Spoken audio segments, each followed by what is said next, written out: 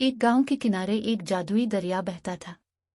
ये दरिया न सिर्फ पानी फराहम करता था बल्कि इसके पानी में एक खास ताकत थी।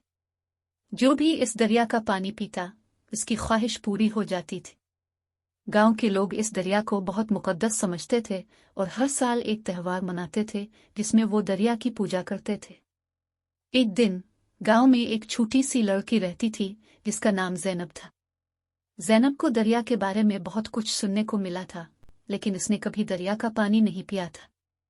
वो बहुत तजस्सुस में थी कि क्या वाकई दरिया के पानी में कोई जादू है। एक रात ज़ैनब ने फैसला किया कि वो दरिया के किनारे जाएगी और उसका पानी पीकर देखेगी कि क्या होता है।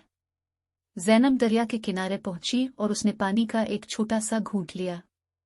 जैसे ही इसने पानी पिया, इसके सामने एक चमकदार रोशनी नमूदार हुई और एक जादुई मछली दरिया से बाहर आ गई। मछली ने ज़ैनब से कहा, तुम्हारी ख्वाहिश क्या है?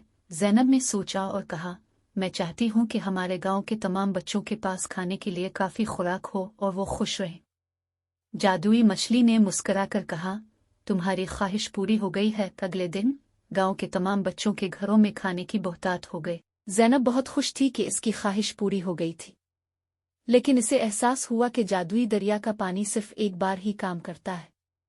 अब वो कभी भी दरिया का पानी नहीं पी सकती थी। ज़ैनब ने सोचा कि दरिया का जादू सिर्फ एक बार ही काम करता है, लेकिन इसने एक अहम सबक सीखा था। इसे एहसास हुआ कि खुशी दूसरों की मदद करने में है, न कि सिर्फ अपने लिए ख्वाहिशें पूरी करने में। ज़ैनब ने फैसला किया कि वो अपनी जिंदगी दूसरों की मदद करने में गुजारेगी। ज़ैनब की कहानी गांव में मशहूर हो गई।